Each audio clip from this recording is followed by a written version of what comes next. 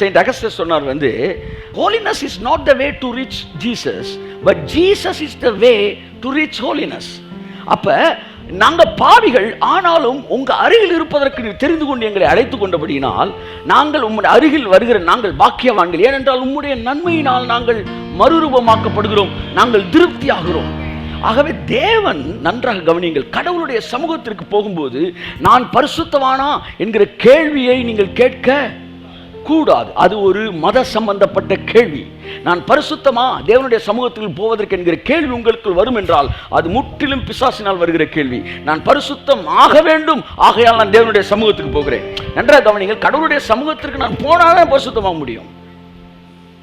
இது எப்படி இருக்குன்னா, நான் சரியான டாக்டர்கிட்ட போவேன்ற மாதிரி இருக்கு. சரியான ஒன்னதுக்கு டாக்டர் கூப்பிடுறாரு, பிணியாளிக்கே வைத்தியம் தேவை. அப்ப என்ன சொல்ல வரேன், கடவுளுடைய பிரசன்னத்திலே நீங்கள் தங்கி திளைப்பதற்கு உங்களுக்கு பரிசுத்தம் ஒரு குவாலிட்டியா, குவாலிஃபிகேஷனா அப்படின்னா இல்லவே இல்லை.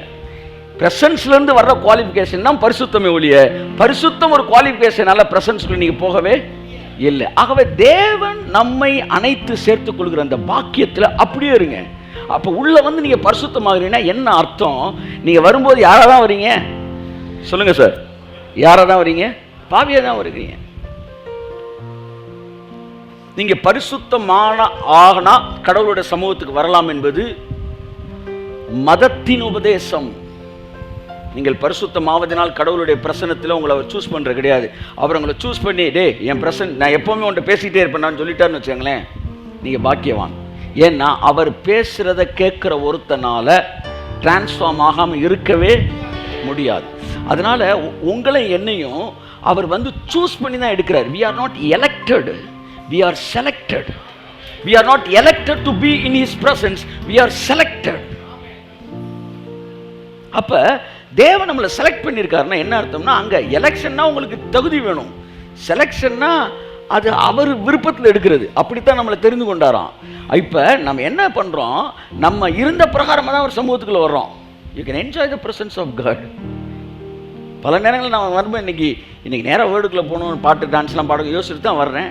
ஆனால் இங்கே வந்த உடனே நான் டிரான்ஸ்ஃபார்ம் ஆயிடுறேன், வேற மாதிரி ஆகி போயிடுது. அப்போ கடவுள் இங்கேயே, இந்த கடவுளுடைய சமூகத்தில் இங்கேயே நம்ம அதை உணரும்போது, அவர் சமூகத்துக்குள்ள நம்ம வரும்போது என்ன நடக்குதுன்னா டிரான்ஸ்ஃபார்மேஷன் நடக்குது. அவருடைய கதிர்வீச்சுகள் நீங்கள் மாற்றப்படுகிறீர்கள். ஆகவே எந்த சூழ்நிலையில் இருந்தாலும் அவர் சமூகத்திலே உங்களை தெரிந்து கொள்வதற்கு அவர் செலக்ட் பண்ணி இருக்கிறபடினாலே அவருடைய நன்மையினால் நீங்கள் திருப்தி ஆகிறீர்கள். அந்த நன்மையிலே ஒன்று பரிசுத்தம், அந்த நன்மையிலே ஒன்று மனமாற்றம், அந்த நன்மையிலே ஒன்று டிரான்ஸ்ஃபார்மேஷன். அப்ப திரும்ப அந்த வசனத்தை வாசிப்போம். இப்ப நம்ம கொஞ்சம் ஓரளவுக்கு வேற மாதிரி தெரியும். வாசிங்க. அக்கிரம விஷயங்கள் என்மேல் மிஞ்சி வல்லமை கொண்டது, தேவரீரோ எங்கள் மீறுதல்களை நிவர்த்தியாக்குகிறீர். ஓகே, அடுத்து உம்முடைய பிரகாரங்களில் வாசமாய் இருக்கும்படி நீர் தெரிந்து கொண்டு சேர்த்துக் கொள்கிறவன் பாக்கியவான்.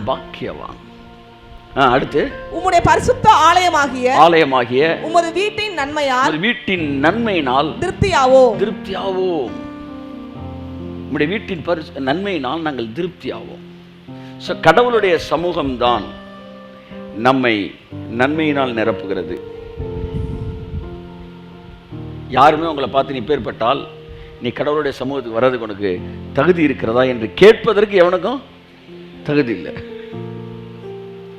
ஏனென்றால் தகுதி உள்ளவர்களுக்கான இடம் பிரசன்னம் அல்ல, தகுதி பெறுவதற்கான இடமே பிரசன்னம்.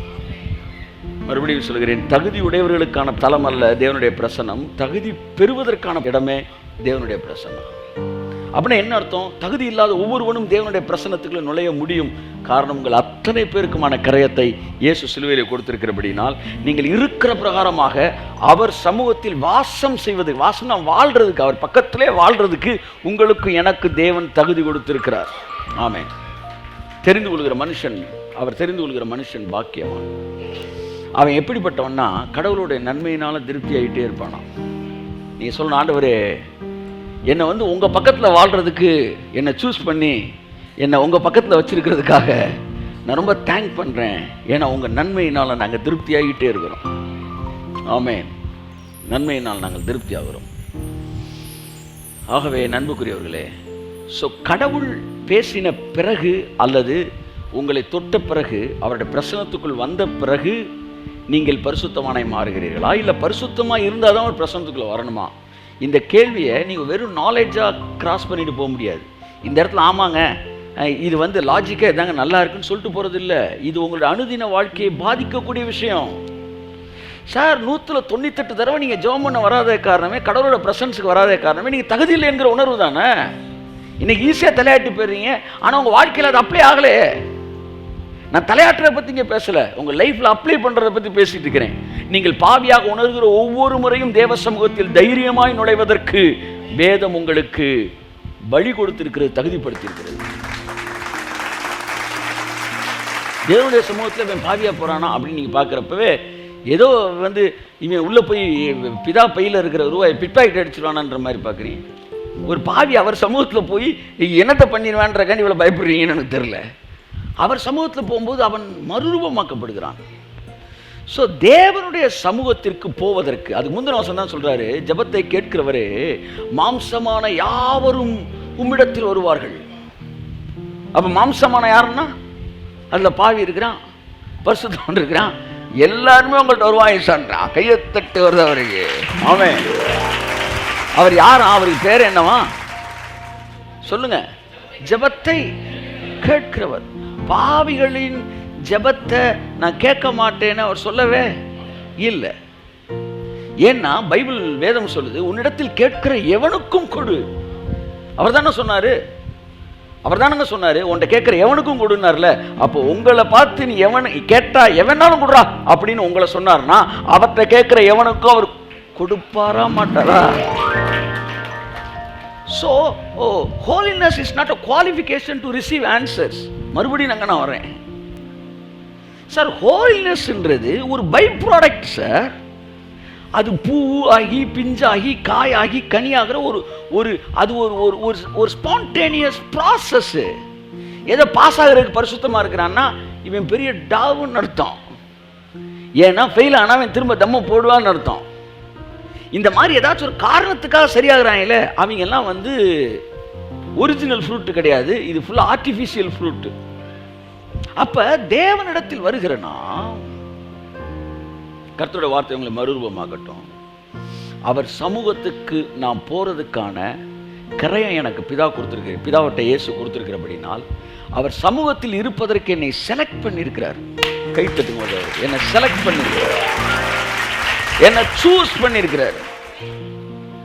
பண்ணியிருக்கிறார்.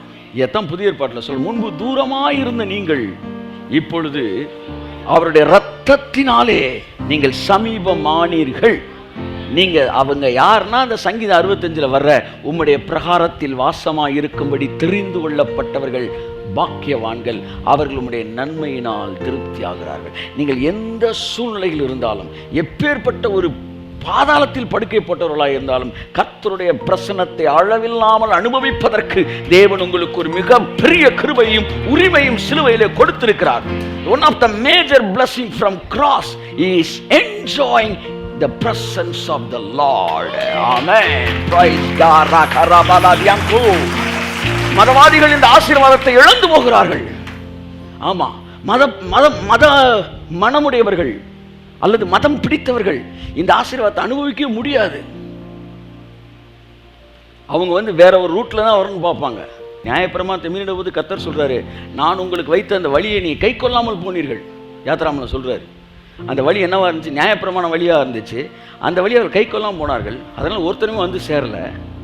புதிய ஏற்பாட்டிலேயே சொல்றாரு, நானே வழின்றாரு.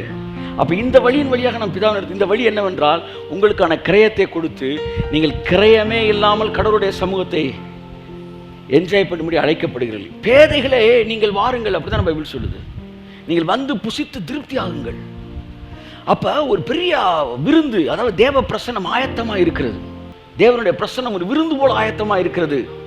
வழியோரத்தில் செல்லுகிறவர்கள், தெருவில் இருக்கிற ஊனர்கள், குருடர்களை பார்த்து you come and enjoy the feast, கையை தட்டு. அதை தான் நம்ம வந்து என்ஜாய் பண்ண, ஏன்னா உங்களுக்கான கிரயத்தை அவர் கொடுத்திருக்கிறார். ஆகவே தகுதியின் அடிப்படையில் அல்ல, இந்த உலகம் எல்லாவற்றையும் தகுதியின் அடிப்படையிலே வாங்கி வாங்கி பிதாட்ட வரும்போது தகுதியை தான் என்ன செய்யறான், எதிர்பார்க்கிறான். ஆனால் தேவனோ தகுதியின் அடிப்படையில் அல்ல. இப்போ என்னுடைய கேள்வி, நான் திரும்ப ரிவர்ஸில் வரேன். தேவன் வந்த பிறகு பரிசுத்தம் வருதா, பரிசுத்தம் வந்த பிறகு தேவன் வராரா? அதை மட்டும் சொல்லுங்க. அப்ப பரிசுத்தம் வந்த பிறகு தேவன் வராருன்னா, இப்ப இந்த பரிசுத்தத்துக்கு காரணம் தேவனா நானா? பரிசுத்தம் வந்த பிறகு தேவன் வராருன்னா பரிசுத்தத்துக்கு காரணம் நானு. தேவன் வந்த பிறகு பரிசுத்தம் வருதுன்னா பரிசுத்தத்துக்கு காரணம் அவர். அப்ப அவர் தான் முத வராரு. அவர் வராருல, அதுக்கு பேர் தான் பிரசன்ஸ். கை தட்டுங்க உதவி, அதுதான் பிரசன்ஸ். அப்ப நான் பாவியா இருக்கும்போது அவர் வந்து என்ன பரிசுத்தமா மாத்துறாரு. விழுந்து போன மனநிலையோடு நீ இருக்கும்போது தேவ பிரசனம் உன்னை நெருக்குது, உன்னை நிரப்புது. இப்ப நீ எந்த நிலையில இருந்தாலும் நீ உட்கார்ந்து இருக்கிற இடத்துல கர்த்தருடைய பிரசனத்தை நீங்கள் நிரப்பப்பட முடியும். கரங்களை தட்டி அவர் பிரசனத்தை வரவேற்போம். Come on, you can receive the presence of the Lord. ரேமாலா சாந்துரா மனஹாந்துனே மன. நீங்க பாதாளத்துல படுக்கை போட்டாலும் அங்கேயும் நீர் இருக்கிறீர். இந்த லைஃப் தாங்க உங்களை வந்து எப்பவுமே மென்மையாவே வச்சிருக்கும், மென்மையாகவே வச்சிருக்கும். கடவுளை விட்டு பிரிஞ்சு வாழ்கிற வாழ்க்கையை வந்து உங்களை கடினமாக்கிறோம். இப்போ என்னுடைய கேள்வி திரும்ப கேட்குறேன், பரிசுத்தம் வந்த பிறகு இயேசு பிதா வராரா, இல்லை பிதா வரனால அவர் பிரசன்னம் வரனால பரிசுத்தமாகறீங்களா? சரி, இந்த கேள்விக்கு வேற ஒரு கேள்விக்கு பதில் கேட்குறேன், அதுக்கு பதில் வந்து இதுக்கு வந்துடும். இப்போ பாவம் செஞ்சனால பிசாசு, நல்லா கவனிங்க, வந்து ஏவாள்கிட்ட பேசினானா, இல்லை ஏவாள்கிட்ட பிசாசு பேசின பிறகு பாவம் செஞ்சானா? சொல்லுங்க. மேட்டர் மிஸ்டேக் வந்துச்சா, இல்லை பர்சன் வந்தானா? சொல்லுங்க. பாவம் வந்த பிறகு பிசாசு வந்தானா, பிசாசு வந்த பிறகு பாவம் வந்துச்சா? சொல்லுங்க. இதுல ஒரு குழப்பம் இருக்கு. பிசாசு வராத வரைக்கும் நல்லா இருந்தாங்க. அப்ப ஏதேன் தோட்டத்தில் பிசாசு வந்த பிறகு தானே பாவம் செஞ்சாங்க. அப்ப பாவம் பிசாசு வந்த பிறகுதான் வருதுன்னா பரிசுத்தமும் பிதா வந்த பிறகுதான் வருது. பாவம் பிசாசு பேசின பிறகுதான் வருது. நான் பாவம் இந்த ஒன்றும் பிசாசு வரல, பிசாசு வந்த பிறகுதான் பாவம் வந்துச்சு. அப்படிதான் நான் பரிசுத்தமான பிறகு தேவன் வரல, தேவன் வந்த பிறகுதான் நான் பரிசுத்தமாக. ஆமே. அப்ப சின் என்பது வந்து is a person. Sin is a person. அந்த சின்ற பர்சன் வந்த பிறகுதான் என் ஆக்ட் என்ன செய்யுது, மாறுது. ஆமென். ஸோ தேவனுடைய பிரசன்னம் உங்களை நிரப்பின பிறகுதான் உங்கள் வாழ்க்கையிலே நீங்கள் மாற்றங்களுக்கு நேராக கடந்து வருகிறீர்கள். என் அன்புக்குரியவர்களே, நான் சொல்ல விரும்புகிற விஷயம் என்னவென்றால், அவருடைய பிரசன்னத்தை விட்டு நீங்கள் எங்கேயுமே ஓடவே முடியாது. அவ்வளோதான். This is what I come to say. You cannot escape from the presence of the Lord. உங்களுடைய சமூகத்தை விட்டு நான் எங்கே ஓடுவேன்னா, ஓல்ட் டெஸ்டமெண்ட்ல சொன்னா, நீங்கள் சொல்கிறீங்க பிரசன்ஸ் இழந்துட்டேன்னு. பிரசன்னம் என்பது தேவன் உங்களுக்கு பண்ணின உடன்படிக்கை. அது வந்து பிரியாத பிரசன்னம். அது டைட்டில் என்னன்னா, இன்செப்பரபிள் காட்ஸ் பிரசன்ஸ். ஆமேன்னு சொல்லுங்க. இன்செப்பரபிள். இது உங்களை விட்டு பிரிய முடியாது. ஆனால் இதிலே இருக்கிறவன் தான் வாழ்க்கையில் பாருங்க, இந்த பிரசன்ஸு, நான் இன்னொன்று சொல்லவா, இந்த பிரசன்ஸே பரிசுத்தமாக இருந்தால் வரும். இந்த பிரசன்ஸு வந்து பாவம் வந்த பிரசன்ஸ் போயிடும் அப்படின்னு வாழ்கிறான் பார்த்தீங்களா ஒரு வாழ்க்கை. அவனுடைய வாழ்க்கையில் பாவங்களுடைய எண்ணிக்கை இருக்கும். இந்த பிரசன்ஸ் வந்து எப்போவுமே இருக்குன்னு சொல்கிறான்ல. இவன் 10 தப்பு பண்ணான்னா இந்த பிரசன்ஸ் பாவம் பண்ணால் போயிடும்னு சொல்கிறான் பார்த்தீங்களா. அவன் 1000 தப்பு பண்ணுவான். ஏன் தெரியுமா? அவன் பிரசன்ஸை விட்டு வெளியே இருக்கக்கூடிய மனநிலையில் வாழ்கிறவன் எது வேணாலும் செய்வான். ஆனால் எப்போவுமே பிரசன்ஸ்லேயே இருக்கிறேன் என்கிற உணர்வில் இருக்கிறவன், அந்த உண்மையை புரிந்து கொண்டவன், அவனை விட 1000 மடங்கு மேலான வாழ்க்கையை வாழ்வான். நான் சொல்கிறேன், உங்களுக்கு புரியும்னு நினைக்கிறேன். ஆகவே நான் உங்களுக்கு சொல்கிற விஷயம் என்னென்றால், எல்லா சூழ்நிலையிலும் தேவனுடைய பிரசன்னத்தை உணரக்கூடிய தைரியமுடையவர்களாக இருங்கள். முக்கியமான வார்த்தை, உணரக்கூடிய தைரியமுடையவர்களாக. எல்லா பகுதியிலும் பிசாசு உங்களை குற்றம் சுமத்த பார்ப்பான். நீங்கள் அதுக்கு ஆளாயிட்டீங்கன்னா நீங்கள் பெரிய அயோக்கியனா மாறிடுவீங்க.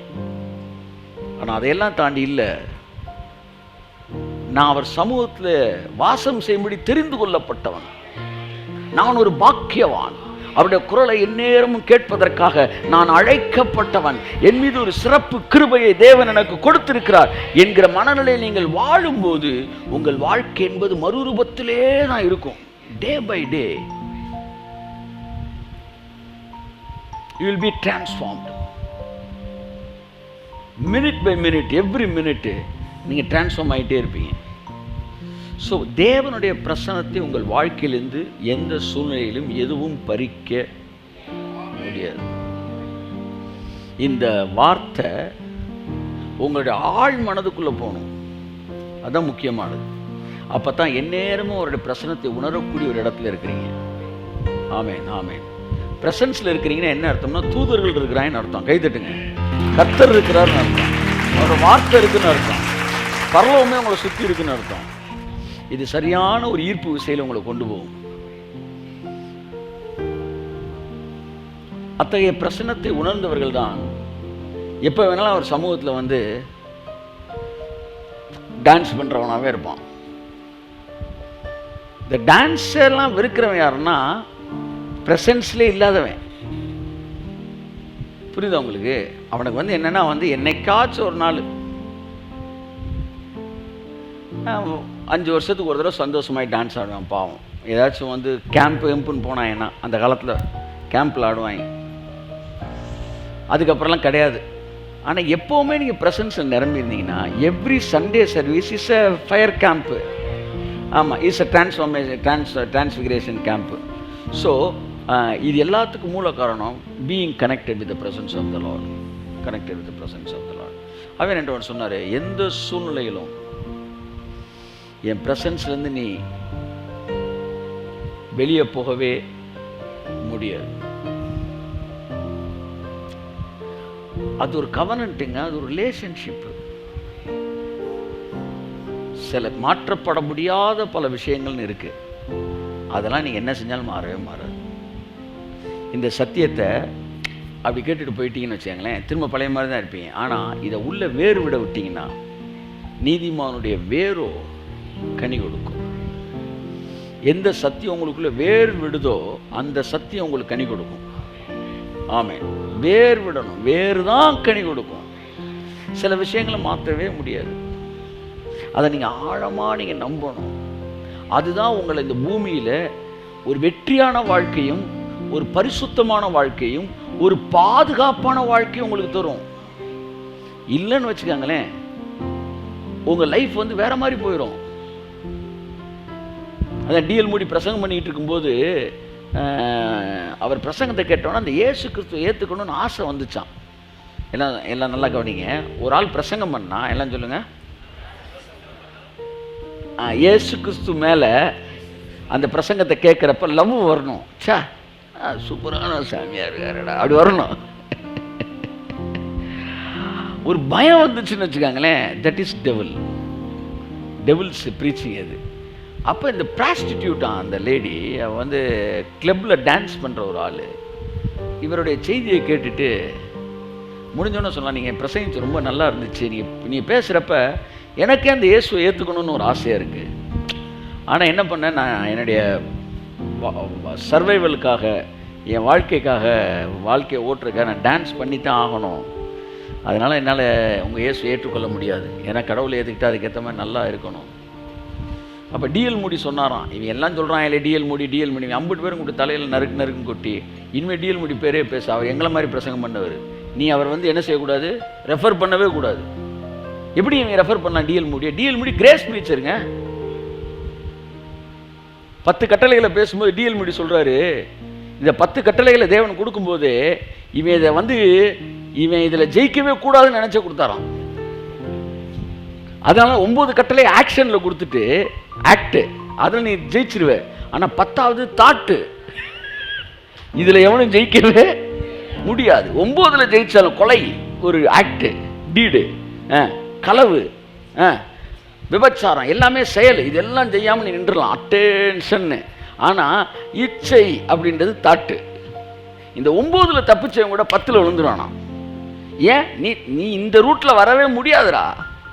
இந்த ரூட்டில் வரணும்னா அதுக்கெல்லாம் ஒரு ரா மெட்டீரியலே மாறணும்.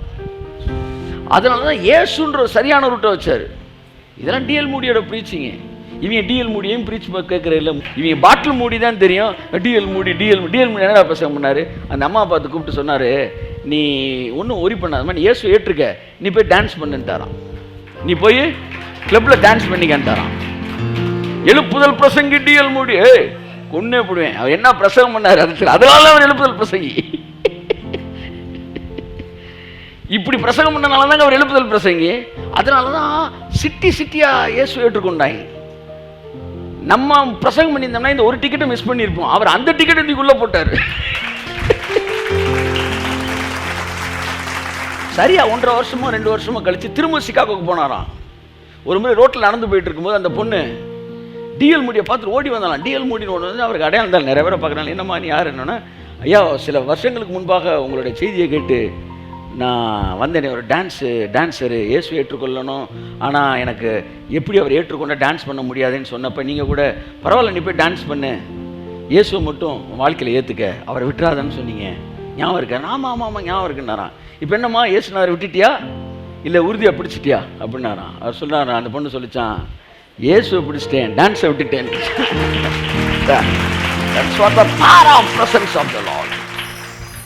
அவருடைய சமூகம் பாவிகளையும் அரவணைக்கிற ஒரு சமூகம். மத வெறியர்கள், மத எண்ணமுடையவர்கள் மிக மோசமான பாவங்களில் வாழ்வாங்க. ஆனால் பேச்சு மட்டும் பெத்த பேச்சா இருக்கும். பேச்சு மட்டும் பெத்த பேச்சா இருக்கும். ஆனால் செய்கிறதெல்லாம் அக்கிரமமும் அநியாயமும் ரகசிய பாவங்களும் அவங்க வாழ்க்கையில் இருக்கும். பேசுகிற மட்டும் அப்படியே வந்து யோக்கியம் வரேன் செம்பத்திக்கு ஒழிச்சு விடான்ற மாதிரி வந்து யோக்கியனா பேசுவாங்க. கண்டம்னேஷன் வேற பண்ற இந்த மாதிரி பிரசங்கத்தை. ஆனால் அந்தரங்க வாழ்க்கை சாக்கடையோட மோசமாக இருக்கும். ஆனால் இயேசுவின் பிரசங்கங்கள், ஆமாம் இயேசுவின் பிரசங்கங்கள் வந்து பரிசேயர்களையும் சரிசேயர்களையும் வந்து என்ன சொல்ல வந்து இருதய பலவீனம் உள்ளவர்கள் வந்து இந்த படத்தை பார்க்க வேண்டாம்ன்ற மாதிரி இயேசுவின் செய்தியை கேட்க வேண்டாம்ன்ற மாதிரி சொன்னார். ஏன்னா அவருடைய செய்திகள் வந்து அவர் வந்து என்ன சொன்னார் வந்து பாவிகளுக்கு சிநேகிதராய் கருதப்பட்டார். அவர் சாப்பிட்றாரு. அவர் சொன்னா, என்ன சார் வந்து உங்க இப்படி சாப்பிட்ற உள்ள போறது எதுவுமே திட்டுப்படுத்தாதியாடுறாரு. ஓசோ ரெசினிஸ் கூட சொல்லியிருக்க மாட்டாரு. உள்ள போறது எதுவும் திட்டுப்படுத்தாது. வாயிலிருந்து வெளியே பேசுற பாரு, விஷத்தை கக்குற பாரு, அடுத்தவன பாம்பு மாதிரி கொத்துற பாரு, அதுதான் அவனை திட்டுப்படுத்தும். இதெல்லாம் இவங்களால கிரகிக்கவே முடியல. ஆனா இவர் பேசினதெல்லாம் பாவத்துக்கு வழி திறக்கிற மாதிரி தெரிஞ்சிச்சு. ஆனா இவர் செய்தியை கேட்டவனெல்லாம் பரிசுத்தமாயிட்டே இருந்தாங்க. என்னுடைய உபதேசத்தை கேட்கிறதுனால இப்பொழுதே நீங்கள் சுத்தமானீர்கள். இப்போ ஆல்டர் காலிங்கே கிடையாது. ஏசுனார் பிரசங்கத்தில் ஆல்டர் காலிங்கே கிடையாது. ஆல்டர் காலிங்கிறது லீகலிஸ்டிக் பிரீச்சர்ஸ் தான். பிரசங்கத்தை முடிச்சுட்டு யாரெல்லாம் இயேசு ஏற்றுக்கிறீங்க, யாரெல்லாம் வந்து பாவத்தை அறிக்கைறீங்க, ஏசுனாருக்கு வந்து ஆல்டர் கால் சாங்டிஃபிகேஷனே கிடையாது. செய்தியை கேட்டுக்கிட்டு இருக்கும் போதே சுத்தமாயிடுவாங்க. 15 அதிகாரம் யோவான் 1ஆம் வசனம் சொல்றாரு, என்னுடைய உபதேசத்தை கேட்கிறது, நான் 3ஆம் வசனம் நினைக்கிறேன், இப்பொழுதே நீங்கள் சுத்தமானீர்கள். சுத்தம் என்பது உபதேசத்தை கேட்பது போது நடக்கிறது. அப்ப இவங்களுடைய பிரசங்கங்கள் எல்லாம் அலங்காரமாக இருக்கிறது, உயர்ந்த ரகமாக இருப்பது போல் இருக்கிறது. ஆனால் மனிதர்களை பாவத்திலிருந்து விடுதலை செய்யவில்லை. கிருபைக்கும் நியாயப்பிரமாணத்துக்கு மிகப்பெரிய வித்தியாசம். நியாயப்பிரமாணம் பாவத்தை குறித்து எச்சரிக்கிறது, ஆனால் அது பாவத்திலிருந்து விடுதலை செய்யவே செய்யாது. ஒரு ஒரு ஒரு ஒரு டிரான்ஸ்ஃபார்மர் பார்க்குறீங்க, 76,000 86,000 போட்டு அபாயம்னு போட்டிருப்பாங்க. இந்த போர்டு இருக்கு பார்த்தீங்களா, இந்த போர்டு தான் நியாயப்பிரமாணம். இதை செஞ்சா நீ செத்துருவடா அப்படின்னு சொல்லும். நீங்கள் போய் அந்த கரண்ட் கம்பியை தொட போகும்போது அந்த போர்டு வேகமாக வந்து கையை பிடிக்காது, அப்படி பிடிக்காது, அது பாட்டுக்கு தான் இருக்கும். ஆனால் சொல்லும் அபாயம் அப்படின்னு சொல்லி நின்றுக்கிறோம். தொட்ட நீ செத்துக்க, அடுத்த ஒருத்தர் தம்பி அபாயம். அப்போ பிரமாணம் என்ன செய்யுது? எச்சரிக்கை மட்டும் செய்யுது. ஆனால் மனுஷனும் பாவத்தில் பிடிக்கப்பட்டிருக்கிறான், டெவிலோட பொசஷனில் இருக்கிறான். அதனால் அவனால் செய்யாமல் இருக்க முடியல.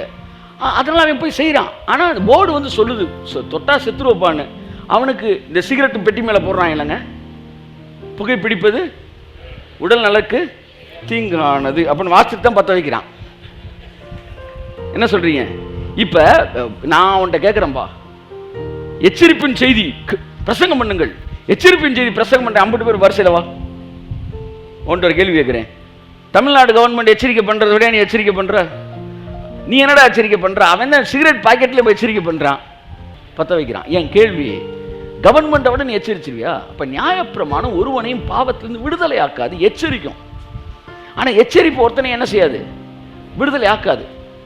கொலை செஞ்சா ஜெயிலுன்னு தெரியுமா தெரியாதா? தெரியுமா தெரியாதா? ஜெயில் என்பது எச்சரிப்பு தானே. ஆனா வார வாரம் 4 பேர் கொலை செஞ்சுட்டு ஜெயிலுக்கு போயிட்டு தானே இருக்காங்க. எச்சரிப்பு ஒருவனை விடுதலை ஆக்காது.